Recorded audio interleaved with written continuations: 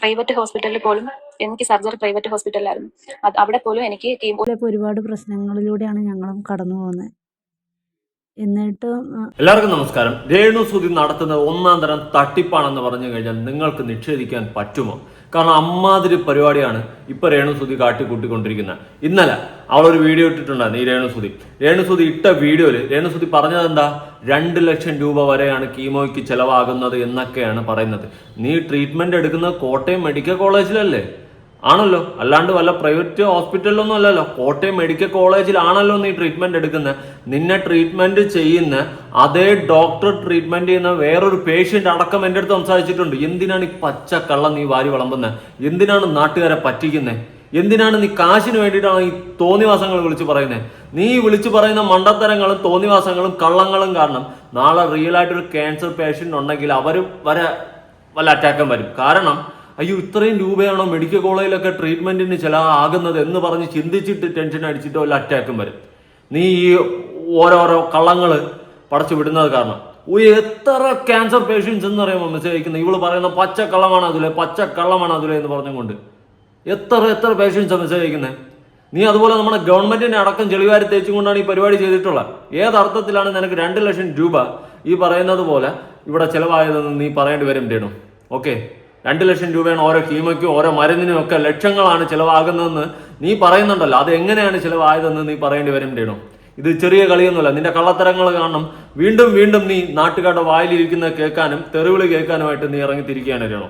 Okay, അതുപോലെ തന്നെ നിനക്ക് നാളെ എന്തെങ്കിലും സംഭവിച്ചാൽ കൂടി ഒരു മനുഷ്യ, ഒരു പട്ടിക്കുഞ്ഞു പോലും സങ്കടപ്പെടാത്ത ഒരവസ്ഥയിൽ അല്ലെങ്കിൽ സഹതാപം പോലും തോന്നാത്ത അവസ്ഥയിൽ നീ ജനങ്ങളുടെ വെറുപ്പ് വാങ്ങി വെക്കുകയാണ്.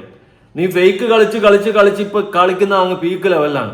നിനക്ക് സായി വന്ന് സഹായം ചെയ്തു, അടുത്ത് നമ്മുടെ സീമ ചേച്ചി വന്ന് സഹായം ചെയ്തു എന്നൊക്കെ പറഞ്ഞ് നീ ഓരോ സഹതാപത്തിന് എനിക്ക് ഇവരെല്ലാവരും സഹായം ചെയ്ത് നിങ്ങളും സഹായം ചെയ്യുന്നുള്ള രീതിയിൽ സഹായത്തിന് വേണ്ടിയിട്ട് ഓരോ സാധനങ്ങൾ അങ്ങോട്ട് പബ്ലിക്കിലെടുത്ത് ഇട്ടിട്ട് വീണ്ടും കാശ് പിടിക്കാനുള്ള പരിപാടി ചെയ്യുന്നത് പോലെ എനിക്ക് ഫീൽ ചെയ്യാറുണ്ട് പലപ്പോഴും. എന്നാലും ഞാൻ പോട്ട് പുല്ല് എന്ന് പറഞ്ഞങ്ങ് വിട്ട്.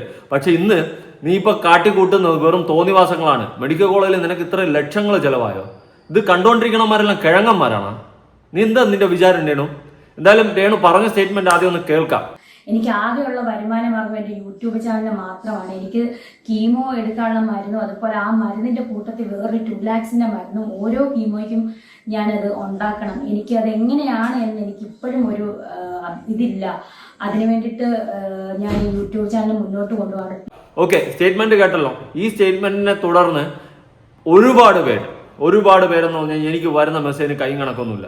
ഞാൻ പിന്നെ കേട്ട് മടുത്ത്, ഉള്ള കാര്യം പറയല്ല, കേട്ട് മടുത്ത് അമ്മാതിരി ലെവലിലാണ് ഇപ്പൊ കാര്യങ്ങൾ പൊയ്ക്കൊണ്ടിരിക്കുന്നത്. ഞാൻ ആദ്യം ഒരു സംഭവം ഒന്ന് വായിക്കാം. കാരുണ്യ, സർക്കാർ ആനുകൂല്യങ്ങൾ ഉണ്ടെങ്കിൽ സൗജന്യം. രോഗിക്ക് KSP കാരുണ്യ ആരോഗ്യ സുരക്ഷാ പദ്ധതി കാർഡോ BPL റേഷൻ കാർഡോ ഉണ്ടെങ്കിൽ 4th സ്റ്റേജിൽ ഭൂരിഭാഗം ചികിത്സകളും കീമോതെറാപ്പി, ടാർഗറ്റഡ് തെറാപ്പി മരുന്നുകൾ, സ്കാനുകൾ തികച്ചും സൗജന്യമായി ലഭിക്കും. എന്തായാലും രേണുവിന് APL കാർഡാവാൻ ചാൻസ് ഇല്ല. ഗവൺമെന്റ് ജോലിയോ അല്ലെങ്കിൽ അത്രയും പറയുന്ന ഒരു ബേസോ ഒന്നും രേണുവിനില്ല. അതിനർത്ഥം BPL കാർഡ് ഉണ്ടെങ്കിൽ ഈ പറയുന്ന ചികിത്സകളെല്ലാം സൗജന്യമായിരിക്കും എന്നാണ് പറയുന്നത്. അറ്റ്ലീസ്റ്റ് BPL കാർഡ് ഉണ്ടായിരുന്നാൽ മതി. ഓക്കെ, അപ്പൊ അങ്ങനെ സൗജന്യ ചികിത്സയിൽ ഓടുന്ന രേണുവിന് എങ്ങനെയാണ് ലക്ഷങ്ങൾ ചെലവായത്? അങ്ങനെയാണെങ്കിൽ കോട്ടയം മെഡിക്കൽ കോളേജിനെതിരെ നിയമ നടപടി എടുക്കണം. രേണുവിൽ നിന്നും ലക്ഷങ്ങൾ ഈ പറയുന്ന കോട്ടയം മെഡിക്കൽ കോളേജ് വാങ്ങിയിട്ടുണ്ടെങ്കിൽ ഉറപ്പായിട്ടും രേണു ഈ കോട്ടയം മെഡിക്കൽ കോളേജിനെതിരെ നമുക്ക് കേസ് കൊടുക്കാൻ നമുക്ക് ഒരുമിച്ച് പോവാം. എന്നെ വിളിക്ക്. ഓക്കെ, എന്റെ കോൺടാക്ട് നമ്പറൊക്കെ കാണുമല്ലോ, എന്നെ വിളിക്ക്. നിന്റെ കയ്യിൽ നിന്നും കോട്ടയം മെഡിക്കൽ കോളേജുകാര് ലക്ഷങ്ങൾ ഈടാക്കിയിട്ടുണ്ടെങ്കിൽ നീ എന്നെ വിളിക്കും, നിന്റെ കൂടെ ഞാൻ വരും. ഓക്കെ, നീ പക്ഷെ അത് എനിക്ക് തെളിവ് സഹിതം കാണിക്കണം. പേയ്മെന്റ് നടത്തിയതും ട്രാൻസാക്ഷൻ എന്തെങ്കിലുമൊക്കെ എനിക്ക് റെസിപ്റ്റ് കാണിച്ചേ പറ്റത്തുള്ളൂ. ഓക്കെ, അങ്ങനെ നിന്നെ പറ്റിച്ച് മെഡിക്കൽ കോളേജുകളിൽ ലക്ഷങ്ങൾ ഉണ്ടാക്കി നമുക്ക് അവർക്കെതിരെ പോകണമല്ലോ. നീ മെഡിക്കൽ കോളേജിൽ തന്നെയാണല്ലോ ട്രീറ്റ്മെന്റ് എടുക്കുന്നത്, പിന്നെ എങ്ങനെയാണ് നിനക്ക് ലക്ഷങ്ങളായത്? ആകെ അൽക്കുലത്താണ് രേണു, തൊട്ടിത്തനമാണ് കാണിക്കുന്നത്. ചുരുക്കി പറഞ്ഞാൽ തന്തയില്ലായ്മയാണ് കാണിക്കുന്നത്. അങ്ങനെ പറയേണ്ടി വരും, എന്നെ കൊണ്ട് പറയിപ്പിക്കരുത്. ഓക്കെ, 4th സ്റ്റേജ് ആയതുകൊണ്ട് സാധാരണ നൽകുന്ന പരിധിയേക്കാൾ കൂടുതൽ തുക സർക്കാർ പ്രത്യേക അനുമതി വഴി ഇത്തരം രോഗികൾക്കായി അനുവദിക്കാറുണ്ട്. അതായത് രേണു 4th സ്റ്റേജ് ആണല്ലോ. അപ്പോൾ 4th സ്റ്റേജ് ആയിക്കഴിഞ്ഞാൽ സാധാരണ ഉള്ള രോഗികളെക്കാളും പരിഗണന ഉണ്ടെന്നാണ് പറയുന്നത്. രേണു തന്നെയാണ് പറഞ്ഞ രേണു 4th സ്റ്റേജ് ആണ്. Okay, note the point. ഉണ്ട്, ഇനിയുണ്ട്. ഇനി ഇതിന്റെ ഒരു ചുരുക്കം ഞാൻ പറഞ്ഞുതരാം. ചുരുക്കത്തിൽ സ്വകാര്യ ആശുപത്രികളിൽ 2 ലക്ഷം രൂപയാകുന്ന ചികിത്സ കോട്ടയം മെഡിക്കൽ കോളേജിൽ എത്തിയാൽ സർക്കാർ ആനുകൂല്യങ്ങളുടെ പൂർണ്ണമായും സൗജന്യമായോ അല്ലെങ്കിൽ വളരെ ചെറിയൊരു തുകയിലോ ചെയ്തു തീർക്കാൻ സാധിക്കും. കേട്ടല്ലോ, സാധാരണ പ്രൈവറ്റ് ഹോസ്പിറ്റലിൽ 2 ലക്ഷം രൂപയാകുന്ന ട്രീറ്റ്മെന്റുകൾ ഈ പറയുന്ന സർക്കാർ ആശുപത്രിയിൽ വന്നു കഴിഞ്ഞാൽ വെറും തുച്ഛമായ വിലയിലാണ് നിൽക്കുന്നത്. ആ വിലകളിലോട്ടും ഞാൻ വരാം. അപ്പൊ അത്രയും കള്ളങ്ങളും മറ്റേ അടുത്ത ഉടായ്പകളും കാണിക്കുന്ന രേണുവെ ഇത് നിർത്തിക്കോ. തീക്കളിയാ നീ കളിക്കുന്നത്, തൊട്ടിത്തണ കളിക്കുന്നത്. നിന്റെ ഈ ഒരു ചെലവ് കാര്യങ്ങൾ, മെഡിക്കൽ കോളേജിന്റെ കാര്യങ്ങൾ നീ പറയുമ്പോൾ ഇത് കേട്ട് വിശ്വസിക്കുന്ന ആൾക്കാർ കാണും, നിന്നെ വിശ്വസിക്കുന്ന ആൾക്കാർ കാണും. അതിൽ ആർക്കെങ്കിലും നാളെ ക്യാൻസർ വന്നു കഴിഞ്ഞാൽ അവർക്ക് ആദ്യം വരുന്ന അറ്റാക്ക് ആയിരിക്കും. തള്ള ഇത്ര ചികിത്സിക്കാനില്ലെന്ന്, പൈസ ലക്ഷങ്ങൾ വാരി ഇറക്കാനില്ല. ഈ ചിന്തയിലോട്ട് നാട്ടുകാരുടെ മൈൻഡ് പോകും. ഓക്കെ, അതുകൊണ്ട് രേണുസുധിയുടെ വീഡിയോ കണ്ട് ഭയപ്പെടേണ്ടതില്ല. നിങ്ങൾ എത്രയും വേഗം കോട്ടയം മെഡിക്കൽ കോളേജിലെ ഓങ്കോളജി വിഭാഗത്തിൽ കാണിച്ച് അവിടുത്തെ കാരുണ്യ സെക്ഷനിൽ ബന്ധപ്പെടുക. അവർ നിങ്ങൾക്ക് വഴി കാണിച്ചു തരും എന്ന് പറഞ്ഞും കൊണ്ട് നമ്മളെ ChatGPTയിൽ സെർച്ച് ചെയ്യുമ്പോൾ തന്നെ കിട്ടും. KASP കാരുണ്യ ഇൻഷുറൻസ് എന്ന രക്ഷകൻ കേരളത്തിലെ ഭൂരിഭാഗം സാധാരണക്കാർക്കും റേഷൻ കാർഡ് ഉള്ളവർക്ക് KASP വഴി വർഷത്തിൽ 5 ലക്ഷം രൂപയുടെ സൗജന്യ ചികിത്സ ലഭിക്കും. ക്യാൻസർ പോലുള്ള മാരക രോഗങ്ങൾക്ക് ഈ 5 ലക്ഷം കഴിഞ്ഞാൽ സർക്കാർ പ്രത്യേക അനുമതിയോടെ കൂടുതൽ തുക അനുവദിക്കാറുണ്ട്. അതുകൊണ്ട് 4th സ്റ്റേജ് ആണെങ്കിൽ പോലും മെഡിക്കൽ കോളേജിൽ ചികിത്സ സൗജന്യമാണ്. കേട്ടല്ലോ, മെഡിക്കൽ കോളേജിൽ ചികിത്സ സൗജന്യമാണ്. കാരുണ്യ, അമൃത് ഫാർമസികൾ, പ്രൈവറ്റ് ആശുപത്രികളിൽ വിദേശ കമ്പനികളുടെ ഒറിജിനൽ ബ്രാൻഡ് മരുന്നുകൾ എഴുതുമ്പോൾ ലക്ഷങ്ങളാകും. എവിടെ? പ്രൈവറ്റ്. ഈ ലക്ഷങ്ങളാകുന്ന മരുന്നുകൾ ഇവിടെ സൗജന്യമായും വളരെ തുച്ഛമായ രൂപയ്ക്കുമാണ് കിട്ടുന്നത്. അങ്ങനെയാണെങ്കിൽ രേണുവിന് എങ്ങനെ ലക്ഷങ്ങൾ ചെലവായി? രേണു ഇത് മൂഞ്ചി അവസ്ഥയാണ്. ഇനി മെഡിക്കൽ കോളേജിലെ ഒരു ബില്ല് കാണിക്കാം. മെഡിക്കൽ കോളേജ്, അതായത് ഇത് മെഡിക്കൽ കോളേജ് ട്രിവാൻഡ്രത്തിലാണ്. ട്രിവാൻഡ്രം മെഡിക്കൽ കോളേജും കോട്ടയം മെഡിക്കൽ കോളേജും തമ്മിൽ ലക്ഷങ്ങളുടെ ബന്ധമൊന്നുമില്ല, എല്ലാം ഗവൺമെന്റിന്റെയാണ്. അപ്പോൾ അതിന്റെ ഒരു ട്രീറ്റ്മെന്റിന്റെ ഒരു ബില്ലാണ് കേട്ടോ ഈ കാണുന്നത്. 3800 രൂപ. ഇതെനിക്ക് തോന്നുന്നു കീമോ ആണെന്ന് തോന്നുന്നു, കീമോയുടെ ബില്ലാണെന്ന് തോന്നുന്നു. 3800 രൂപയാണ് ആയിട്ടുള്ളത്. കണ്ടല്ലോ, 3800. അടുത്ത് വേറെ ഏതോ ഒരു മെഡിസിൻ മേടിച്ചതിന് 1430 രൂപ. സർവീസ് ഇതാണ് കേട്ടോ. ഇതെന്ത്? ബയോസ്പി റിപ്പോർട്ട് എടുത്തതിന് 1430 രൂപയാണ് ആയിട്ടുള്ളത്. അപ്പം മറ്റത് എന്തായിരിക്കും സംഭവം? ഇത് മിക്കവാറും കീമോ ആയിരിക്കും. എന്തോ ഇഞ്ചക്ഷൻ്റെ ഒക്കെ ആയിരിക്കും. നമുക്കത് വലുതായിട്ട് പിടിയില്ലാത്തതുകൊണ്ട് അറിയത്തില്ല. എത്രയോ 4-5 മരുന്ന് എല്ലാം കൂടിയൊക്കെ വാങ്ങിയപ്പോൾ കീമോയുടെ മരുന്ന് എന്തൊക്കെയാണ് 3800 രൂപ ആയിട്ടുണ്ട്. ഇത് അറിയാവുന്നവരെ അറിയാമല്ലോ, ഇത് ട്രീറ്റ്മെന്റിലൊക്കെ ഇരിക്കുന്നവർക്ക് വ്യക്തമായിട്ട് മനസ്സിലാവും. അടുത്ത് ഇത് സർവീസ് എക്കോ എടുത്തതിന് 500 രൂപയാണ് ആയിട്ടുള്ളത്. അപ്പൊ ഇത്തരം ചെലവുകൾ മാത്രമേ മെഡിക്കൽ കോളേജുകളിൽ ഉള്ളൂ. അങ്ങനെയുള്ള ചെലവുകൾ എങ്ങനെ രേണു നിനക്ക് 2 ലക്ഷം രൂപയായി മാറി? ഇതിന് ഉത്തരം തന്നേ പറ്റത്തുള്ളൂ രേണു. നീ കാണിക്കുന്ന എല്ലാ ഉടായ്പകൾക്കും കൂട്ടുനിന്ന് കൊടി പിടിച്ച് നീ പറയുന്ന സത്യമാണെന്ന് വാദിക്കാൻ കുറെ പേര് കാണും. പക്ഷെ ഞാൻ ആ കൂട്ടത്തിൽ പെടത്തില്ല. നീ ഇതിന് ഉത്തരം തന്നേ പറ്റത്തുള്ളൂ. ഇനി നിന്റെ കയ്യിൽ നിന്ന് മെഡിക്കൽ കോളേജ്, കോട്ടയം മെഡിക്കൽ കോളേജുകാർ 2 ലക്ഷം രൂപ വാങ്ങിയിട്ടുണ്ട്, അല്ലെ ഓരോ ട്രീറ്റ്മെന്റിന് നിന്റെ കയ്യിൽ നിന്ന് ലക്ഷങ്ങൾ വാങ്ങുന്നുണ്ട്, നിനക്ക് ഓരോ റിപ്പോർട്ട് എടുക്കുന്നതിന് ലക്ഷങ്ങൾ ആകുന്നുണ്ടെങ്കിൽ നീ അത് തെളിയിക്കണം. തെളിയിച്ചില്ല, നിന്നെ മെഡിക്കൽ കോളേജുകാർ പറ്റിച്ചെങ്കിൽ നീ പറ, നിന്റെ കൂടെ ഞാൻ വരും. നമുക്ക് മെഡിക്കൽ കോളേജിനെതിരെ കേസ് കൊടുക്കാം, സമരം ചെയ്യാം. എന്ത്, നിന്നെ മാത്രം ഇങ്ങനെ പറ്റിച്ചിട്ടുണ്ടെങ്കിൽ ഈ ചലഞ്ച് ഏറ്റെടുക്കുന്നുണ്ടായിരുന്നു? നീ പ്രൈവറ്റ് ഹോസ്പിറ്റലല്ലല്ലോ, കോട്ടയം മെഡിക്കൽ കോളേജിലല്ലേ. കള്ളം പറയുമ്പോൾ മയത്തി പറയുക, പൈസ നാട്ടുകാരെ നിന്ന് പിഴിഞ്ഞെടുക്കാനുള്ള ഈ മാതിരി ചേട്ടത്തനം കാണിക്കാതിരിക്കുക. ഇത് ലാസ്റ്റ് വാർണിംഗ് ആയിക്കോട്ടെ. നിന്റെ സാഹചര്യം, നിന്റെ ആ സിറ്റുവേഷൻ അനുസരിച്ചിട്ട് ഒന്നും സംഭവിക്കരുത് എന്ന് പ്രാർത്ഥിക്കുന്ന ലക്ഷങ്ങളിൽ ഒരുവനാണ് ഞാൻ. ആ സഹതാപവും ആ ഒരു ഇത് കളഞ്ഞു കുളിക്കരുത്, ഇങ്ങനെ പറ്റിക്കരുത്. നീ പലരെയും വിളിച്ച് കൺവിൻസ് ചെയ്ത് പൊട്ടത്തരങ്ങൾ പറഞ്ഞ് പറ്റിച്ചു വെച്ച് നിർത്തിയിട്ടുണ്ട്. അത് വിശ്വസിക്കാൻ ചിലരുണ്ട്, പക്ഷെ ഞാനതിലില്ല. പണ്ടേ നിന്നെ ഞാനൊരു അടി മാറ്റിയാണ് നിർത്തിയിട്ടുള്ളവരാണ് നിന്റെ കള്ളത്തനങ്ങൾ. എനിക്ക് വിഷമമുണ്ട് ഈ ഒരു സാഹചര്യത്തിൽ നിന്നെ ഇങ്ങനെ എടുത്തിട്ട് അലക്കി ഉടുക്കേണ്ട അവസ്ഥ വരുന്നുണ്ടല്ലോ എന്ന് പറഞ്ഞ് വിഷമമുണ്ട്. അത് നീ വരുത്തി വെക്കുന്നതാണ്. എത്ര പേരെന്നറിയാമോ മെസ്സേജ് അയക്കുന്നത്? എത്ര പേര്! ഇവളെന്ത് വിട്ടിത്തനം, എന്ത് പച്ച കള്ളമാ പറയുന്നതെന്ന്. കഷ്ടം. ഇനി ഒരാൾ പറയുന്നത് നമുക്കൊന്ന് കേൾക്കാം. ട്രീറ്റ്മെന്റിന്റെ ചെലവുകളും കാര്യങ്ങളൊക്കെ ആയിട്ട് ഒരു പേഷ്യന്റ് പറയുന്നത് നമുക്കൊന്ന് കേൾക്കാം. എവിടെ? മെഡിക്കൽ കോളേജിൽ തന്നെയാണ് കേൾക്കാം. പ്രൈവറ്റ് ഹോസ്പിറ്റലിൽ പോലും എനിക്ക് സർജറി പ്രൈവറ്റ് ഹോസ്പിറ്റലിലായിരുന്നു. അവിടെ പോലും എനിക്ക് ഒരു കീമോക്ക് 50,000 രൂപയാണ് പറഞ്ഞത്. എനിക്ക് പറ്റാത്തതുകൊണ്ടാണ് ഞാൻ മെഡിക്കൽ കോളേജിലേക്ക് വാങ്ങിയത്. പിന്നെ 5 ലക്ഷം 10 ലക്ഷമൊന്നും കീമോക്ക് ആവത്തില്ല. ഞാൻ വേണമെങ്കിൽ എന്റെ കീമോ മരുന്നിന്റെ ബില്ല് ഞാൻ ബ്രോക്ക് ഇട്ട് തരാം. ബ്രോ പറഞ്ഞാൽ കീമോ ചെയ്യാൻ വേണ്ടി മേടിച്ച മെഡിസിന്റെ ബില്ലുകൾ ഞാൻ ഇട്ട് തരാം. അത്രയും രൂപയൊന്നും ആവത്തില്ല മെഡിക്കൽ കോളേജിൽ. ഗവൺമെന്റ് ഹോസ്പിറ്റലിൽ പൈസ ആവത്തില്ല. കീമോക്ക് ഇത്രയും പൈസ ആവത്തില്ല. ചികിത്സാ കാർഡ് ഉണ്ടെങ്കിൽ എനിക്കായതിന്റെ അത്ര പോലും ആവത്തില്ല ചികിത്സാ കാർഡ് ഉണ്ടെങ്കിൽ. പോരാത്തതിന് എനിക്ക് ചികിത്സാ കാർഡ് ഒന്നും ഇല്ലായിരുന്നു, ഇൻഷുറൻസ് കാർഡ് ഒന്നും എനിക്കില്ലായിരുന്നു. പിന്നെ രേണുവിനാണെങ്കിൽ യെല്ലോ റേഷൻ കാർഡ് യെല്ലോ ആണെന്ന് പറയുന്നത്. അവർക്കൊക്കെ എല്ലാം ഫ്രീ ആണ് അവിടെ. എന്നിട്ട് ഞാൻ ഓരോരുത്തരുടെ ഓരോ കാര്യങ്ങൾ ചോദിക്കും. കാരണം എനിക്ക് ടെൻഷനാണ്. ഞാൻ ഒരു നിവൃത്തിയില്ലാത്ത കുടുംബമാണ്. ഒരു നിവൃത്തിയില്ല ഞങ്ങൾക്കും. ഞങ്ങൾ വാടക വീട്ടിലാണ് 9 വർഷം കൊണ്ട് താമസിക്കുന്നത്. 2 പെൺകുട്ടികളാണ്. ഹസ്ബൻഡിനാണെങ്കിൽ മീൻ കച്ചവടമാണ്. അത് മിക്കുള്ള ദിവസവും നഷ്ടത്തിലുമായിരിക്കും. എനിക്കും കൂടി വയ്യാതായതിനു ശേഷം ഹസ്ബൻഡിന്റെ ജോലിക്ക് പോലും പോകാൻ പറ്റുന്നില്ല. കീമോ ചെയ്ത് എന്റെ കൈ കാല് ഒക്കെ പഴുത്തു. അതായത് കീമോയുടെ മരുന്ന് ലീക്കായി അതൊക്കെ പഴുത്തു. അതൊന്നും നടക്കാനൊന്നും പറ്റാതെ ഹസ്ബൻഡിന്റെ ജോലിക്ക് പോലും പോകാൻ പറ്റുന്നില്ല. പിന്നെ റേഡിയേഷന് ഒരു റേഡിയേഷന് മെഡിക്കൽ കോളേജിൽ 5000 രൂപയാണ് പറഞ്ഞത്. ഒരു റേഡിയേഷന് 5000 രൂപ. എനിക്ക് ചികിത്സാ കാർഡില്ലാത്തതുകൊണ്ട് 75,000 രൂപ ആവും. 75,000 രൂപ എനിക്ക് പിന്നെ ചികിത്സാ കാർഡില്ലാത്തതുകൊണ്ട് 15 റേഡിയേഷന് ഞാൻ അടയ്ക്കണം. അതിന് വേണ്ടിയിട്ട് നമ്മുടെ വീടിനടുത്തുള്ള ഒരു വാട്സപ്പ് കൂട്ടായ്മ എനിക്ക് വേണ്ടി പിന്നെ ചെറിയൊരു ഹെൽപ്പ് ചെയ്യാന്ന് പറഞ്ഞിട്ടുണ്ട്. ബാക്കി ഇനി ഞങ്ങൾ റെഡിയാക്കണം. അത് ഞങ്ങൾ ഇതുപോലെ ആരുടെയും മുമ്പിൽ കഴിഞ്ഞിട്ടല്ല ഞങ്ങൾ അതിന് വേണ്ടിയിട്ട് ഉണ്ടാക്കുന്നത്. ഒന്നിൽ പലിശയ്ക്ക് എടുക്കണം, അല്ലെങ്കിൽ ഡെയിലി അടച്ചു പോകുന്ന രീതിക്ക്. അതായത് 50,000 രൂപ എടുത്താൽ ഡെയിലി 1000 രൂപ അടച്ചു പോകുന്ന രീതിക്ക് ആരെന്തെങ്കിലും റോളായിട്ട് എടുക്കണം.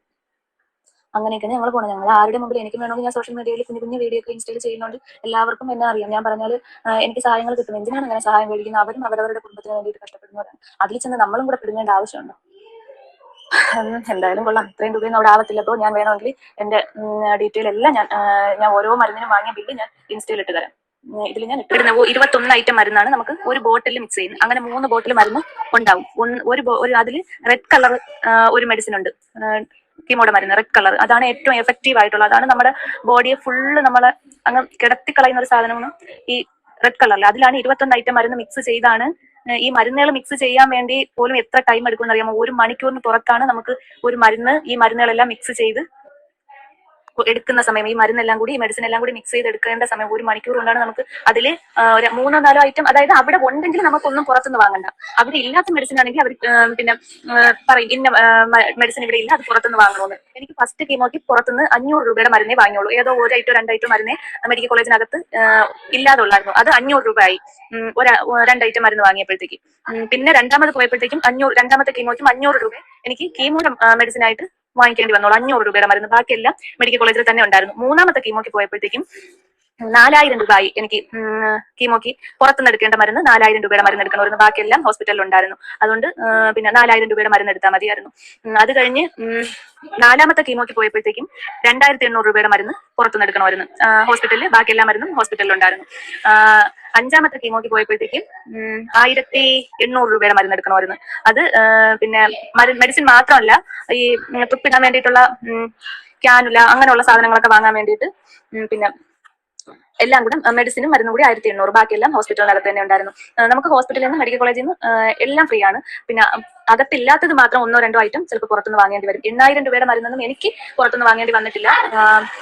പിന്നെ അത് കഴിഞ്ഞിട്ട് ബയോപ്സിക്ക് അകത്ത് ചെയ്യുന്നതിന് നമുക്ക് പിന്നെ പൈസ ആകത്തില്ല. പുറത്ത് ചെയ്യുമ്പോഴത്തേക്കും ഓരോ ടെസ്റ്റ് അനുസരിച്ച് പൈസ ആവും. അതുപോലെ അകത്ത് ചെയ്യുന്ന സ്കാനിങ്, മെഡിക്കൽ കോളേജിന് അകത്ത് ചെയ്യുന്ന സ്കാനിങ്ങിന് എനിക്ക് CT സ്കാനിങ്ങിന് 5000 രൂപ, പെറ്റ് സ്കാനിങ്ങിന് 5500 രൂപ.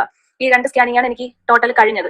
പിന്നെയുള്ള ബാക്കിയുള്ള ഈ അസുഖം പിന്നെ ഇതാണ് എന്ന് ഉറപ്പിക്കാനുള്ള സ്കാനിങ് എല്ലാം എനിക്ക് പുറത്തുനിന്നായിരുന്നു. കാരണം ഫസ്റ്റ് ടൈമിൽ ഞാൻ പറഞ്ഞില്ലേ, ഞാൻ ഇവിടെ സിറ്റിയിൽ തന്നെ ഡോക്ടർ റൂമിൽ പ്രൈവറ്റ് ആയിട്ടാണ് പോയി കണ്ടത്. അപ്പം ഡോക്ടർ അവിടെ നിന്ന് എനിക്ക് എന്താണെന്ന് സ്ഥിരീകരിക്കാൻ വേണ്ടി 1-2 ടെസ്റ്റ് ഒക്കെ എഴുതി തന്ന, സ്കാനിങ്ങിനും ബയോപ്സിക്കും ഒക്കെ എഴുതി തന്നപ്പോൾ ഞാൻ അത് പുറത്തുനിന്നാണ് ചെയ്തത്. അപ്പൊ അന്ന് എനിക്ക് ഒരു ബയോപ്സിക്ക് 5000 രൂപയായി, സ്കാനിങ്ങിന് 1200 രൂപയായി. പുറത്ത് ചെയ്യുന്നെങ്കിൽ പൈസ ആവും. പക്ഷെ മെഡിസിന്, കീമോയുടെ മെഡിസിന് പൈസ മെഡിക്കൽ കോളേജിൽ ഗവൺമെന്റ് ഹോസ്പിറ്റലിൽ 8000 രൂപയുടെ മരുന്ന് പോലും വാങ്ങണ്ട. RCCയിലും അതുപോലെ തന്നെ, തിരുവനന്തപുരത്ത് RCCയിലും അങ്ങനെ തന്നെ. എനിക്കെന്ന് പറഞ്ഞാൽ എനിക്ക് ഇത്രയും ആയതെന്ന് പറഞ്ഞാൽ തന്നെ എനിക്ക് ഒരു തരത്തിലുള്ള ഇൻഷുറൻസ് കാർഡും എനിക്കില്ല. റേഷൻ കാർഡിന്റെ ഇതിലാവട്ടെ അല്ലാതെ ആവട്ടെ. പിന്നെ എനിക്ക് റേഷൻ കാർഡ് ഇല്ല. റേഷൻ കാർഡൊക്കെ എന്റെ ഹസ്ബൻഡിന്റെ അവിടെയാണ്. അതുകൊണ്ട് എനിക്ക് റേഷൻ കാർഡ് തന്നെ ഇല്ലായിരുന്നു. ഉള്ള റേഷൻ കാർഡാണെങ്കിൽ APLലും കൂടെയാണ്. എന്നിട്ട് പോലും എനിക്ക് ഇത്ര പൈസയേ ആയിട്ടുള്ളൂ. പിന്നെ എനിക്ക് പ്രൈവറ്റിൽ ഞാൻ സർജറിക്ക് പോയപ്പോൾ ആ ബില്ലുകളും ഞാൻ ഇട്ടുതരാം. എനിക്ക് അവിടെ എത്ര രൂപ ചെലവായി ടോട്ടൽ. എനിക്ക് സർജറിയും ഈ 10 ദിവസം ഞാൻ അവിടെ അഡ്മിറ്റ് ആയിരുന്നു. 10 ദിവസം ഞാൻ ഹോസ്പിറ്റലൈസ് ആയിരുന്നു. അപ്പൊ ഈ സർജറിക്കും പെഞ്ഞാറമൂട് ഗോകുലം ഹോസ്പിറ്റലായിരുന്നു എന്റെ സർജറി. ഈ 10 ദിവസത്തെ മെഡിസിനും എല്ലാം കൂടി എനിക്ക് 1,20,000 രൂപ അവിടെ പേയ്മെന്റ് ചെയ്യണമെന്ന് പറഞ്ഞു. അങ്ങനെ 1,20,000 രൂപ പേയ്മെന്റ് ചെയ്തു. ഞങ്ങൾ 10 ദിവസം കിടന്ന് ഡിസ്ചാർജ് ആയി ഇറങ്ങിയപ്പോൾ 14,000 സംതിങ് രൂപ തിരിച്ചു തരികയും ചെയ്തു. കാരണം മെഡിസിൻ ഒക്കെ ബാലൻസ് ഉള്ളത് അവരെടുത്തിട്ട് പിന്നെ പിന്നെ എനിക്ക് മെഡിക്കൽ കോളേജിൽ കൂടുതൽ പൈസ ആയതെന്ന് പറഞ്ഞാൽ എനിക്ക് സർജറി കഴിഞ്ഞതിന് ശേഷം പിന്നെ മെഡിക്കൽ കോളേജ് പത്തോളജിയിൽ കൊടുത്തിരുന്നത് അതിന്റെ റിസൾട്ട് കിട്ടിയതിന് ശേഷം അവിടെ നിന്ന് വീണ്ടും മെഡിക്കൽ കോളേജ് പത്തോളജിയിൽ നിന്ന് ഈ സ്ലൈഡ് വാങ്ങി പുറത്ത് ലാബിൽ കൊടുത്ത് ഈ ER അങ്ങനെയൊക്കെയുള്ള ഒരു ടെസ്റ്റ് ഉണ്ട്. ആ ടെസ്റ്റും കൂടെ ചെയ്താലേ നമുക്ക് ട്രീറ്റ്മെന്റ് എന്തൊക്കെ വേണമെന്ന് അറിയാൻ പറ്റുള്ളൂ. ആ ടെസ്റ്റിന് മാത്രം ആ ഒരു പുറത്ത് ചെയ്ത് ഈ സ്ലൈഡ് പുറത്ത് കൊടുത്ത് ചെയ്യുന്ന ടെസ്റ്റിന് മാത്രം എനിക്ക് അതിന് മാത്രം മെഡിക്കൽ കോളേജിൽ ഇത്ര റേറ്റ് കൂടി 14,000 സംതിങ് രൂപ അതിനായി. അല്ലാതെ എനിക്ക് മെഡിക്കൽ കോളേജിൽ വേറെ ഒരു പ്രശ്നവും ഒരുപാട് പൈസ ഒന്നും നമ്മളെ കൊണ്ട് പറ്റാത്ത രീതിക്കുള്ള എമൗണ്ട് ഒന്നും മെഡിക്കൽ കോളേജിൽ എനിക്ക് ആയിട്ടില്ല. ബ്രസ്റ്റിന്റെ ഭാഗത്തായിട്ട് എനിക്കൊരു തടുപ്പ് ഉണ്ടായിരുന്നു 1 വർഷം മുന്നേ. ഞാൻ വലിയ മൈൻഡ് വേദനയൊന്നും ഇല്ലാത്തത് കൊണ്ട് തന്നെ ഞാൻ വലിയ മൈൻഡ് ഒന്നും കൊടുത്തില്ല. ഒന്നാമത്തെ കാര്യം എനിക്ക് പേടിയായിരുന്നു. ഈ ടെസ്റ്റുകൾ ചെയ്തവരൊക്കെ പറഞ്ഞ് ഞാൻ കേട്ടിട്ടുണ്ട്, ബയോപ്സിക്ക് ഇങ്ങനെ നമ്മുടെ ബയോപ്സിക്ക് വേണ്ടി എടുക്കുന്നത് ഭയങ്കര വേദനയാണ്, ഭയങ്കര നമുക്ക് സഹിക്കാൻ പറ്റില്ല, നമ്മൾ തളർന്നു പോകും. അതൊക്കെ ഓരോരുത്തരുടെ എന്റെ ഫാമിലിയിൽ 1-2 പേർക്ക് ബ്രസ്റ്റ് ക്യാൻസർ ഉള്ളത് കൊണ്ട് തന്നെ ഇതൊക്കെ കേൾക്കുമ്പോഴത്തേക്ക് എനിക്ക് ഭയങ്കര പേടിയായിരുന്നു. അതുകൊണ്ട് തന്നെ ഞാൻ ഹസ്ബൻഡിന്റെ അടുത്തൊന്നും ഞാൻ പറഞ്ഞിട്ടില്ലായിരുന്നു. അതിൽ പറയാനുള്ള സിറ്റുവേഷൻ ഒന്നും അല്ലായിരുന്നു. കാരണം വലിയ സാമ്പത്തിക ബുദ്ധിമുട്ടുള്ള ഒരു ഫാമിലിയാണ്. അതുകൊണ്ട് തന്നെ ഞാൻ ഇതിന്റെ പിറകെ നടക്കാൻ പറ്റില്ല എന്ന് പറഞ്ഞ് ഞാൻ മെയിൻ ചെയ്തുകൊണ്ടിരുന്നു. അപ്പോൾ പെട്ടെന്ന് എനിക്കൊരു വേദന വന്നു. പിന്നെ ഈ വേദന വന്നപ്പോൾ തന്നെ ബാക്കിയുള്ള ഒരു ബ്രസ്റ്റിൽ വലത് സൈഡിൽ ഒരു ബ്രസ്റ്റിൽ ഫുൾ അവിടെ ആയിട്ട് കുഞ്ഞു തടുപ്പുകൾ പെട്ടെന്ന് വന്നു. പെട്ടെന്ന് പറഞ്ഞാൽ ഒരു 2-3 ദിവസം കൊണ്ട് പെട്ടെന്ന് തടുപ്പുകൾ വന്നു തുടങ്ങി. വേദന സഹിക്കാൻ പറ്റാതെ എന്ന് പറഞ്ഞാൽ എനിക്ക് ഡ്രസ്സ് പോലും ഇടാൻ പറ്റൂലായിരുന്നു. അത്തരത്തിലുള്ള വേദനയായിരുന്നു എനിക്ക്. എന്നിട്ട് 3 ദിവസം ഞാൻ കുറയും എന്നൊക്കെ വിചാരിച്ച് ഇങ്ങനെ കൊണ്ട് നടന്നിട്ടും ഒരു രക്ഷയില്ല. അങ്ങനെ പിന്നെ ഞാൻ ഹസ്ബൻഡ് അടുത്ത് പറഞ്ഞ് ഇങ്ങനെ എനിക്ക് നെഞ്ചിൽ ഇങ്ങനെ ഒരു തടുപ്പുണ്ട്, എനിക്ക് നല്ല വേദനയുണ്ട്, പിന്നെ എന്ന് പറഞ്ഞിട്ട് ഇനി ഇത് വെച്ചോണ്ടിരുന്നാൽ നിനക്ക് പണിയിട്ട് നമുക്ക് ഹോസ്പിറ്റലിൽ പോയി കാണിക്കാന്ന് പറഞ്ഞു. അങ്ങനെ കൊണ്ട് കാണിച്ച് ഡോക്ടർ തൊട്ട് നോക്കിയോണ്ടേ പറഞ്ഞു. എന്റെ അടുത്ത് പറഞ്ഞില്ല, ഹസ്ബൻഡിന്റെ അടുത്ത് പറഞ്ഞു. എന്റെ അടുത്ത് ഇതിനെക്കുറിച്ചൊന്നും പറഞ്ഞില്ല. എന്റെ അടുത്ത് ചോദിച്ചു എന്താ ഇത്രയും നാളും കൊണ്ട് കാണിക്കാതെ വെച്ചിരുന്ന ഡോക്ടറെ കാണിക്കാതെ വെച്ചിരുന്ന എന്തു എന്ന് ചോദിച്ചായിരുന്നു. അപ്പം ഞാൻ ഒന്നും പറഞ്ഞില്ല.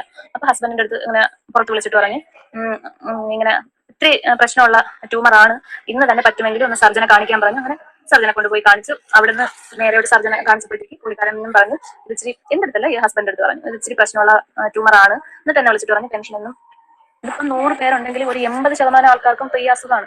പിന്നെ ബ്രോ ആരെടുത്ത് വേണമെന്ന് അന്വേഷിച്ച് നോക്കിയോ, മെഡിക്കൽ കോളേജിൽ കീമോക്ക് എത്ര രൂപ ആവും എന്ന് അന്വേഷിച്ച് നോക്കൂ. അപ്പൊ അറിയാലോ. ഞാൻ കള്ളം പറയുന്നല്ല, എനിക്ക് കള്ളം പറയേണ്ട ആവശ്യമില്ല. എനിക്കും വേണമെങ്കിൽ ഇതുപോലെ ഇത്ര രൂപ ആവും, എനിക്ക് ഒരു നിവർത്തിയില്ല എന്ന് പറഞ്ഞ് എനിക്കും വാങ്ങാം അങ്ങനെ. പക്ഷെ നമ്മൾ അതിന്റെ ആവശ്യമില്ലല്ലോ. അത്രയും രൂപയൊന്നും നമുക്ക് ആവുന്നില്ല. എന്തിനാണ് നമ്മൾ മറ്റുള്ളവർ കഷ്ടപ്പെടുന്നതിന് നമ്മുടെ അസുഖത്തിന്റെ പേരും പറഞ്ഞ് പിടിച്ചു വെച്ച് മറ്റുള്ള നമ്മുടെ ആവശ്യങ്ങൾ നേടേണ്ട കാര്യമുണ്ടോ? നമ്മൾ വീട്ടിലെ ആർപ്പാട ജീവിതവും നമുക്ക് ഡ്രസ്സും ചെരുപ്പും മേക്കപ്പും ഇതൊക്കെ നമ്മൾ മറ്റുള്ളവരെ പണം കൊണ്ട് വാങ്ങിയിട്ടിട്ട് എന്ത് ചെയ്യാനാണ്? അതുകൊണ്ട് ഞങ്ങൾ ആരുടെ അങ്ങോട്ട് സഹായം പോയി ചോദിച്ചിട്ടില്ല. ഞങ്ങൾ അവസ്ഥ അറിഞ്ഞ് എന്റെ വീട്ടിൽ എനിക്ക് സഹായങ്ങൾ കൊണ്ടുവന്ന് ഞാൻ എന്റെ സർജറിയും എല്ലാം ഞാൻ 1 രൂപ പോലും നമ്മുടെ കയ്യിലില്ലായിരുന്നു. സർജറി ഒക്കെ ഞങ്ങൾ കാരണം എന്റെ ഹസ്ബൻഡ് നല്ല ഒരു വണ്ടി എടുത്ത് നല്ല കടത്തിൽ നിന്ന സമയത്താണ് ഹസ്ബൻഡ് എന്റെ ഇടയ്ക്ക് സൂയിസൈഡ് ഒക്കെ ചെയ്യാൻ ശ്രമിച്ചു. അങ്ങനെ കുറച്ച് ദിവസം ഹോസ്പിറ്റലിലൊക്കെ ആയിരുന്നു.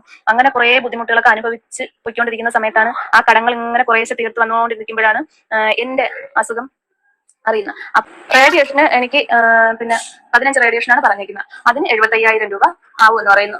ഇൻഷുറൻസ് കാർഡ് ഉണ്ടെങ്കിൽ പൈസ 1 രൂപ പോലും ആവത്തില്ല. ഇൻഷുറൻസ് കാർഡ് ഉണ്ടെങ്കിൽ എനിക്കതില്ല. എനിക്ക് ഇൻഷുറൻസ് കാർഡ് ഇല്ലാത്തതെന്ന് പറഞ്ഞാൽ എനിക്ക് എടുക്കാമായിരുന്നു. പക്ഷേ ആ ഇൻഷുറൻസ് കാർഡ് ഉള്ള ആള് ജീവിച്ചിരിക്കില്ല. അവരുണ്ടെങ്കിൽ മാത്രമേ എനിക്കിനി ഇൻഷുറൻസ് കാർഡ് എടുക്കാൻ പറ്റൂ.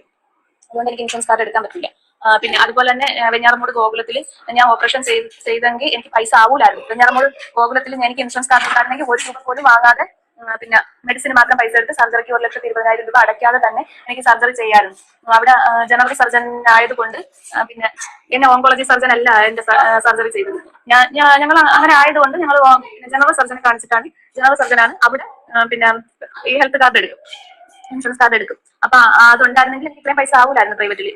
എനിക്കത് ഇല്ലാത്തത് കൊണ്ടാണ് 1,20,000 രൂപ അടച്ച് എനിക്ക് സർജറി ചെയ്യേണ്ടി വന്നത്.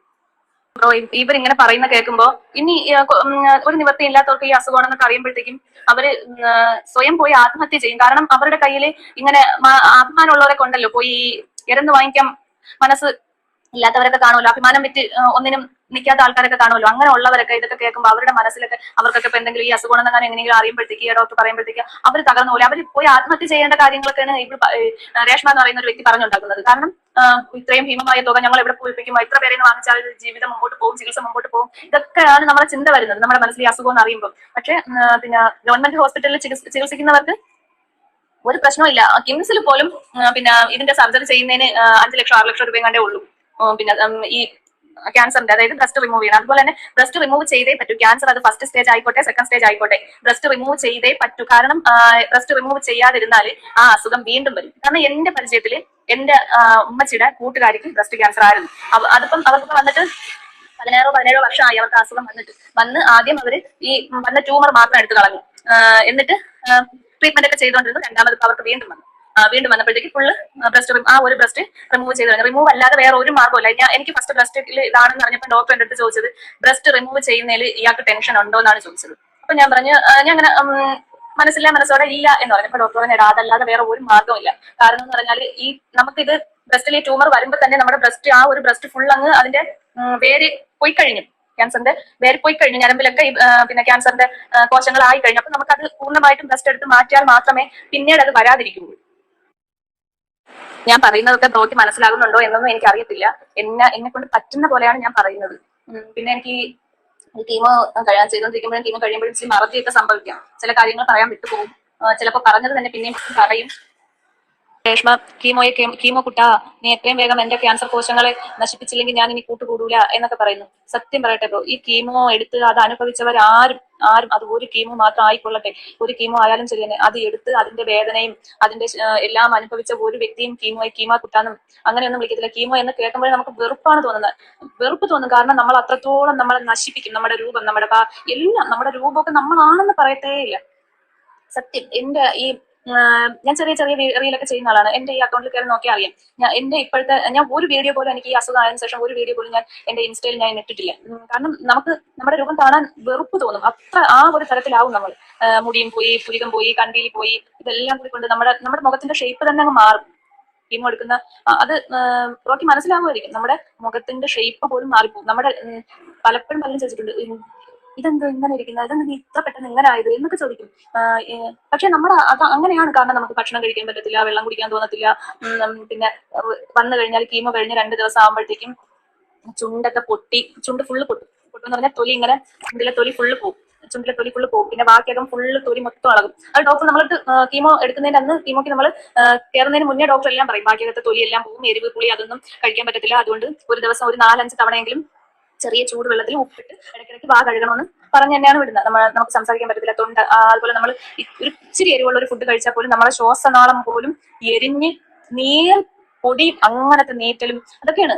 പിന്നെ ഒന്നും നമുക്ക് കഴിക്കാൻ പറ്റത്തില്ല. അതുപോലെ കീമോ ഒന്ന് ചെയ്താൽ തന്നെയും ഒരാഴ്ചക്ക് കഴിയുമ്പോഴത്തേക്കും നമുക്ക് ഒരു 2 ചുവടൊക്കെ നമുക്ക് നടക്കാൻ പറ്റും. അത് കഴിയും 2 ചുവടൊക്കെ വെച്ച് കഴിയുമ്പോഴത്തേക്കും പിന്നെ നമുക്ക് ഒരാളെ സഹായം, നമ്മൾ ഒരാളെ പിടിക്കാതെ നമുക്ക് നടക്കത്തില്ല, ശ്വാസം മുട്ട് വരും. പിന്നെ ഇന്നത്തേതാണോ ഒരു വീഡിയോയിൽ രേഷ്മ ഹോട്ടലിൽ ഇരുന്ന് ഫുഡ് കഴിക്കുന്നുണ്ട്. കീമോ എടുക്കുന്നതിന് മുന്നേ ഡോക്ടർ പറയും കഴിവിന്റെ പരമാവധി ഫാസ്റ്റ് ഫുഡ് കഴിക്കരുതെന്ന് പറയുന്നതിന്റെ കാരണം എന്ന് പറഞ്ഞാൽ പെട്ടെന്ന് നമുക്ക് ഈ ഇൻഫെക്ഷൻ ഉണ്ടാവും. കീമോ എടുക്കുമ്പോൾ പെട്ടെന്ന് നമുക്ക് ഇൻഫെക്ഷൻ ഉണ്ടാവും. അപ്പം ഹോട്ടലിലെ ഫുഡൊക്കെ വൃത്തിയില്ലാതാണല്ലോ പാചകം ചെയ്യുന്നത്. അതുകൊണ്ട് ഹോട്ടൽ ഫുഡ് കഴിക്കരുത്. പിന്നെ മധുരപാനീയങ്ങൾ, അതായത് പിന്നെ ഫ്രൂട്ടി, പെപ്സി, കൊക്കോകോള, അങ്ങനെയുള്ള ബോട്ടിൽ വെള്ളങ്ങളൊന്നും കുടിക്കരുത്. വീട്ടിലെ ഫുഡ് മാത്രം കഴിക്കണം. വീട്ടിലുണ്ടാക്കുന്ന ഫുഡ്, അതായത് നൈസ് ആയിട്ടുള്ള ഫുഡ് അത് കഴിക്കണം. പിന്നെ എനിക്കൊക്കെ പിന്നെ ഒരു 2 ആഴ്ച വരെ കഞ്ഞി അല്ലാതെ, കഞ്ഞി എന്ന് പറയുമ്പോൾ അത് കട്ടിയായിട്ടുള്ള കഞ്ഞിയും കുടിക്കത്തില്ല, നൈസായിട്ട് വെള്ളം ഒത്തിരി ചേർത്ത കഞ്ഞി അതും കുടിക്കത്തില്ല. കുടിച്ചാൽ ഉടൻ ഛർദ്ദിക്കും. അങ്ങനെയൊക്കെ കഴിക്കാവും. കാരണം ഛർദ്ദിലുള്ളത് കൊണ്ട് നമുക്ക് ഹെവി ഫുഡ് പറ്റൂല. അത് മാത്രമല്ല ഹെവി ഫുഡൊന്നും കഴിക്കത്തില്ല, തൊണ്ടയിൽ ഇങ്ങോട്ട് ഇറങ്ങത്തില്ല. ഭയങ്കര വേദനയാണ് നമുക്ക്. ഉള്ളു പോലും വേദനയാണ് നമുക്ക്. പിന്നെ വെള്ളം പോലും തൊണ്ടയിൽ നിന്ന് താഴോട്ട് ഇറങ്ങാൻ പറ്റില്ല. പിന്നെ വേദന കൊണ്ടിട്ട് ശ്വാസം മുട്ട്, നടക്കാൻ പറ്റില്ല, ശ്വാസം മുട്ട്, കിതപ്പ്, പിന്നെ കാലിന്റെ മുട്ട്, കാലിന്റെ പാദം, കാലിന്റെ വിരൽ, ഇതൊക്കെ ഭയങ്കരമായ വേദനയൊക്കെയാണ്. രേഷ്മ ഇന്നലെ ഹോട്ടലിൽ ഇരുന്ന് ഫുഡ് കഴിച്ച് നല്ല ആക്റ്റീവായിട്ടിരുന്ന രേഷ്മ ഫുഡൊക്കെ കഴിക്കുന്ന വീഡിയോ കണ്ടായിരുന്നു. മറ്റേ അൻഷാദിനെ പറ്റി പറഞ്ഞത്, അൻഷാദ് കള്ളം പറഞ്ഞതാണ് എന്നൊക്കെ പറഞ്ഞിട്ടുള്ള വീഡിയോ ഉണ്ടല്ലോ, അതിലൊക്കെ രേഷ്മ ഹോട്ടലിലാണ് ഇരിക്കുന്നത്. പിന്നെ ഷെഫീനത്തയുടെ വീഡിയോയും പറയുന്നതായിട്ട് അവരുടെ അയൽവാസികൾ പറഞ്ഞ് സിനിമ കാണാൻ പോകുന്നത്, തിയേറ്ററിൽ വെച്ച് ആരോ കണ്ടെന്ന്, പിന്നെ കറങ്ങാൻ പോകുന്നു, ഇതൊന്നും ചെയ്തുകൂടാ. ഡോക്ടർ പറയുന്നത് കീമോ കഴിഞ്ഞ് നേരെ വീട്ടിൽ പോവുക, പുറത്ത് പോകരുത്, വീട്ടിൽ പിന്നെ വിസിറ്റേഴ്സിനെ അനുവദിക്കരുത്. വിസിറ്റേഴ്സിനെ ആരെങ്കിലും കാണാൻ വന്നാൽ മാസ്ക് വെച്ച് സംസാരിക്കാവൂ. നമ്മൾ, അതായത് പേഷ്യന്റ് ഫുൾ ടൈം വീട്ടിനകത്ത് മാസ്ക് വെക്കണം. ഇതൊക്കെയാണ് ഡോക്ടർ പറഞ്ഞു വിടുന്നത്. പക്ഷെ രേഷ്മയുടെ കാര്യത്തിൽ ഇതൊന്നും കാണുന്നില്ല. ഞാനത് കുറ്റപ്പെടുത്തി പറയുന്നതല്ല. അതുപോലെ തന്നെ നമുക്ക് ഈ അസുഖമാണെന്ന് നമ്മൾ അറിഞ്ഞു കഴിയുമ്പോൾ നമ്മൾ അറിഞ്ഞറിയാതെ നമ്മൾ ആരോടെങ്കിലും എന്തെങ്കിലും പറഞ്ഞു കാണുമോ, എന്തെങ്കിലും തെറ്റ് നമ്മൾ ചെയ്തിട്ടില്ല പോലും നമ്മളോട് പിണങ്ങിയിരിക്കുന്നവരോട് പോയി ക്ഷമ ചോദിക്കും. പിന്നെ അതുപോലെ തന്നെ നമുക്ക് ആരോടും ഒരു ശത്രുതയും തോന്നൂല ആ സമയത്ത്. അതിനുള്ള മനസ്സൊന്നും ഇല്ല. നമ്മൾ അത്രയും ക്ഷീണിച്ചാണ് ഇരിക്കുന്നത്. അത്രയും ക്ഷീണിച്ച് അവശയായി ഏത് നിമിഷവും ഞാൻ മരിച്ചു പോകും. കീമോ കഴിഞ്ഞ് വന്നാൽ നമ്മുടെ തോന്നൽ അങ്ങനെയൊക്കെയാണ്. എപ്പോൾ വേണമെങ്കിലും എനിക്ക് എന്ത് സംഭവിക്കാം, ഞാൻ മരിക്കാറായി, അതുകൊണ്ടാണ് എനിക്ക് ഇത്രയും ക്ഷീണം, അങ്ങനെയൊക്കെയാണ് നമ്മൾ ചിന്തിച്ചു പോകുന്നത്. നമുക്ക് എപ്പോഴും നമ്മുടെ അടുത്ത്, നമ്മുടെ ചുറ്റിനും നമുക്കുള്ള എല്ലാവരും, നമ്മുടെ ഉമ്മ ആയാലും സഹോദരങ്ങളായാലും മക്കളായാലും നമ്മുടെ ബന്ധുക്കളായാലും എപ്പോഴും നമ്മുടെ ചുറ്റിനും വേണം എന്നൊരു തോന്നലൊക്കെയാണ്. നമുക്ക് ആരോടും ആരോടും വൈരാഗ്യം തോന്നൂല, ആരോടും പക തോന്നൂല, ആരെക്കുറിച്ചും ഒരു കുശുമ്പും പറയൂല. ആ ഒരു മാനസികാവസ്ഥയാണ് നമുക്ക് ഉണ്ടാവുന്നത്. നമുക്ക് അതിനുള്ള മനസ്സില്ല. നമ്മുടെ മനസ്സപ്പോഴൊരു കുഞ്ഞു പിള്ളേരുടെ, നിഷ്കളങ്കമായ ഒരു കുഞ്ഞു പിള്ളേരുടെ മനസ്സ് പോലെ നമുക്കാവും. കാരണം നമ്മൾ മരണത്തിന് മുഖാമുഖം കണ്ടാണ് നമ്മൾ ഇരിക്കുന്നത്. എപ്പോൾ വേണമെങ്കിലും നമ്മുടെ ചിന്ത അങ്ങനെയാണ്. ഇപ്പം ഒരുപാട് മാറിയ ട്രീറ്റ്മെന്റുകളുണ്ട്, എങ്കിലും ശരി തന്നെയാണ്. ക്യാൻസർ വന്ന് ഒരുപാട് പേര് മരിച്ചു പോയത് കൊണ്ട് തന്നെ നമ്മുടെ മനസ്സിൽ എപ്പോഴും ഞാൻ മരിക്കാറായി, ഞാൻ എപ്പോൾ വേണമെങ്കിലും മരിക്കാം, അങ്ങനെയൊക്കെയുള്ള ചിന്തയാണ് വരുന്നത്. ട്രീറ്റ്മെന്റ് നടക്കുന്നുണ്ട് എങ്കിലും ഈ കീമോയുടെ സൈഡ് എഫക്റ്റ് നമ്മുടെ മനസ്സിൽ ഇത്തരം ചിന്തകൾ മാത്രമേ കൊണ്ടുതരൂ. അതുകൊണ്ട് നമ്മൾ എന്ത് ചെയ്യും, എപ്പോഴും എല്ലാവരെയും സന്തോഷിപ്പിച്ച് നിർത്തും. കാരണം നമ്മൾ മരിക്കുമ്പോൾ പാവം പേര് പോകണ്ടല്ലോ. എന്തായാലും നമുക്ക് അപ്പോഴും നമ്മൾ ചിന്തിക്കുന്നത് എന്താണെന്ന് അറിയാമോ, നമ്മൾ എന്തെങ്കിലും തെറ്റ് ചെയ്തിട്ടുണ്ടെങ്കിൽ, ആരെങ്കിലും വേദനിപ്പിക്കുന്ന വാക്ക് പറഞ്ഞിട്ടുണ്ടെങ്കിൽ അതിനൊക്കെ ക്ഷമ ചോദിക്കാനുള്ള ഒരു അവസരം ചിലപ്പം ദൈവം തന്നതായിരിക്കും. അതുകൊണ്ട് പിന്നെ നമുക്കെല്ലാം പശ്ചാത്തപിക്കാനുള്ള സമയം നമുക്ക് ദൈവം തന്നതായിരിക്കും എന്ന് നമ്മൾ അപ്പോഴും നമ്മുടെ മനസ്സിൽ അറിയാതെ നമ്മുടെ മനസ്സിൽ ആ ഒരു ചിന്ത വന്ന് നമ്മൾ ആരെങ്കിലും വേദനിപ്പിച്ചിട്ടുണ്ടെങ്കിലോ ആരോടെങ്കിലും എന്തെങ്കിലും പറഞ്ഞിട്ടുണ്ടെങ്കിലോ, നമ്മൾ അഥവാ നമ്മളൊന്നും പറഞ്ഞിട്ടില്ലെങ്കിൽ പോലും നമ്മൾ ഓരോരുത്തരോടും ചോദിക്കും, ഞാൻ അറിഞ്ഞിട്ടോ അറിയാതെയോ എന്തെങ്കിലും നിങ്ങളെ വേദനിപ്പിച്ചിട്ടുണ്ട് എങ്കിൽ നിങ്ങൾ എനിക്ക് ക്ഷമിച്ച് തരണേ, നിങ്ങൾ എന്നോട് പൊറുക്കണേ, നിങ്ങൾ എനിക്ക് വേണ്ടി പ്രാർത്ഥിക്കണേ എന്ന് നമ്മൾ പറയും. ഇതങ്ങനെയല്ല. ഇത് പിന്നെ ഈ അസുഖത്തിനെ കുറിച്ചല്ല രേഷ്മയ്ക്ക് ചിന്ത. രേഷ്മയ്ക്ക് അസുഖം വന്നതിൽ രേഷ്മയ്ക്ക് ഒരു പേടിയോ ഒരു ഭയമോ അത് ട്രീറ്റ്മെന്റ് എടുത്താൽ എന്റെ ഈ അസുഖം പൂർണ്ണമായിട്ട് മാറുമോ, നമ്മുടെയൊക്കെ ചിന്ത അങ്ങനെയായിരുന്നു. ഞാൻ ട്രീറ്റ്മെന്റ് ഇത്രയും കഷ്ടപ്പാട് സഹിച്ച് ഞാൻ ട്രീറ്റ്മെന്റ് എടുക്കുന്ന എന്റെ അസുഖം പൂർണ്ണമായിട്ട് മാറുമോ, ഇങ്ങനെയൊക്കെയുള്ള ചിന്തയാണ്. കാരണം എന്റെ കൂടെ പിന്നെ കീമോക്ക് കിടക്കുന്ന മിക്കുള്ളവർക്കും ആദ്യം വന്ന് ട്രീറ്റ്മെന്റും കഴിഞ്ഞ് 2-3 വർഷം കഴിഞ്ഞ് പിന്നെയും വന്നവരൊക്കെയാണ് ഏറ്റവും കൂടുതലും മെഡിക്കൽ കോളേജിൽ ട്രീറ്റ്മെന്റ് ചെയ്തുകൊണ്ടിരിക്കുന്നത്, പ്രായമുള്ളവർ. അപ്പോൾ നമുക്ക് ആ ചിന്തയാണ് വരുന്നത്, ദൈവമേ ഞാൻ ഇത്രയും കഷ്ടപ്പെട്ട് ട്രീറ്റ്മെന്റ് എടുത്തിട്ട് എന്റെ അസുഖം പൂർണ്ണമായിട്ട് മാറുമോ, അഥവാ മാറിയാൽ തന്നെയും പിന്നെയും വരൂ. ഇതൊക്കെയാണ് നമ്മളെ ചിന്ത. നമുക്ക് എപ്പോഴും മേക്കപ്പ് ഇട്ട് നടക്കാനോ പിന്നെ മോഡേൺ ഡ്രസ് ഇട്ട് നടക്കാനോ അല്ലെങ്കിൽ മറ്റുള്ളവരെ കുറ്റപ്പെടുത്താനോ മൊബൈൽ എടുത്ത് റീൽ ചെയ്യാനോ വീഡിയോ ചെയ്യാനോ ഒന്നിനും നമുക്ക് തോന്നൂല. നമുക്കപ്പോൾ തോന്നുന്നത് എന്താണ്, നമ്മുടെ മക്കളുമായിട്ട് സംസാരിച്ചിരിക്കണം, കഴിയുന്നതും നമ്മുടെ മക്കളോട് സമയം സ്പെൻഡ് ചെയ്യണം, അവരുമായിട്ട് സംസാരിക്കണം എന്നൊക്കെയുള്ള ചിന്തയായിരിക്കും. പക്ഷെ അതിന് പോലും മക്കളോട് പോലും സംസാരിക്കാനുള്ള ഒരു മാനസികാവസ്ഥ എന്ന് വെച്ചാൽ നമുക്ക് സംസാരിക്കാനുള്ള ആരോഗ്യം ഞങ്ങൾ കാണില്ല. അങ്ങനെയാണ്. എനിക്കാണെങ്കിൽ ഈ അസുഖം, അതായത് ഈ ബ്രസ്റ്റിലെ ക്യാൻസർ സ്ഥിരീകരിക്കുന്ന സമയം വരെയും എനിക്ക് മറ്റൊരു അസുഖങ്ങളും ഇല്ലാത്ത ആളായിരുന്നല്ലോ. എനിക്ക് പനി വരത്തില്ല, എനിക്ക് ജലദോഷം വരത്തില്ല, എനിക്ക് മറ്റൊരു അസുഖങ്ങളും എനിക്ക് വരത്തില്ല. എനിക്ക് ആകെ ഉണ്ടായിരുന്ന അസുഖം എന്ന് പറഞ്ഞാൽ പിന്നെ മൈഗ്രെയിൻ്റെ തലവേദന എനിക്കുണ്ടായിരുന്നു. അതല്ലാതെ എനിക്ക് എന്റെ അറിവ് വെച്ചിട്ട് ഞാൻ ആകെ ഹോസ്പിറ്റലിൽ കിടന്നിട്ടുള്ള 2 മക്കളുടെ ഡെലിവറിക്ക് മാത്രമാണ് ഞാൻ ഹോസ്പിറ്റലിൽ കിടന്നിട്ടുള്ളതും ഹോസ്പിറ്റലിൽ പോയിട്ടുള്ളതും. അല്ലാതെ ഞാൻ മറ്റൊരു അസുഖത്തിന് വേണ്ടി ഞാൻ ഹോസ്പിറ്റലിൽ കയറി ഇറങ്ങിയിട്ടേ ഇല്ല, ഞാൻ ഹോസ്പിറ്റലിൽ കിടന്നിട്ടുമില്ല. ഇനി എന്റെ ഈ 3/4 ഭാഗം ട്രീറ്റ്മെന്റും കഴിഞ്ഞിട്ട് പോലും എനിക്ക് ഇപ്പോഴും ടെൻഷനാണ്. പിന്നെ പഠിച്ചോ സത്യമായിട്ടും ബ്രോ, എനിക്ക് ഉറക്കം ഇതുവരെ ഇല്ല. അറിയാവും, ഞാൻ കൂടിപ്പോയാലും ഞാൻ 2 മണിക്കൂറൊക്കെയാണ് ഞാൻ ഉറങ്ങുന്നത് തന്നെ. കാരണം ടെൻഷൻ എനിക്ക് ഇതുവരെ മാറിയിട്ടില്ല. പിന്നെ ട്രീറ്റ്മെന്റ് ഫലം കാണുമോ, ഇനി എന്താണ്, കാരണം റേഡിയേഷൻ പോലും എനിക്ക് തുടങ്ങിയില്ല. റേഡിയേഷൻ കൂടെ കഴിഞ്ഞിരുന്നെങ്കിൽ എനിക്ക് കുറേയൊക്കെ ടെൻഷൻ അങ്ങ് മാറിയാണ്. കാരണം റേഡിയേഷൻ കൂടെ ചെയ്താലേ പറ്റത്തുള്ളൂ. ഇതിന്റെ ട്രീറ്റ്മെന്റ് എന്ന് പറയുന്നത് കീമോ റേഡിയേഷൻ. ഈ അസുഖത്തിന്റെ ട്രീറ്റ്മെന്റ് കീമോ റേഡിയേഷൻ മാത്രമാണ് ഇതിന്റെ ട്രീറ്റ്മെന്റ്. പിന്നെ എനിക്ക് ഈ റേഡിയേഷൻ കൂടെ കഴിഞ്ഞ് 5 വർഷം എനിക്ക് ഹോർമോൺ ടാബ്ലറ്റ് കഴിക്കണം. കേട്ടല്ലോ, രേണുവിന് മറുപടി പറയണം. ഇനി രേണുവിൽ നിന്നും ലക്ഷങ്ങൾ കോട്ടയം മെഡിക്കൽ കോളേജ് ഈടാക്കിയിട്ടുണ്ടെങ്കിൽ ഉറപ്പായിട്ട് നമുക്കത് മുന്നോട്ട് പോവാം. അങ്ങനെ അവർ പറ്റിച്ചിട്ടുണ്ടെങ്കിൽ നമുക്കത് തടയണ്ടേ രേണു? അങ്ങനെ വെറുതെ ഇടാൻ പറ്റുമോ? കേസ് കൊടുക്കണം, നമുക്ക് സമരമൊക്കെ ചെയ്യണം. കാരണം വേറെ ഒരു പേഷ്യൻസിൽ നിന്നും ലക്ഷങ്ങൾ വാങ്ങാണ്ട് രേണുവിൽ നിന്നും മാത്രം ലക്ഷങ്ങൾ അവർ വാങ്ങിയിട്ടുണ്ടെങ്കിൽ അത് നമുക്ക് ചോദിക്കണം രേണു, ചോദിച്ചേ പറ്റത്തുള്ളൂ രേണു. അതിൽ വേറെ മാറ്റം ഇല്ല രേണു. കേട്ടോ, നിന്റെ ഉടായ്പകൾ കുറച്ചൊന്നും ഒരു പൊടിക്ക് അടക്ക്. ജനങ്ങളെ വെറുപ്പ് ശാപം മാത്രം വാങ്ങിച്ചു വെച്ചാൽ എങ്ങനെ? പുച്ഛം തോന്നണേ, പുച്ഛം, സത്യം കോപ്പ്. നിങ്ങളുടെ അഭിപ്രായങ്ങളും കാര്യങ്ങളും ഉറപ്പെടുത്താറുണ്ട്. പുതിയ വീഡിയോ ആയിട്ടാണ്. ബൈ.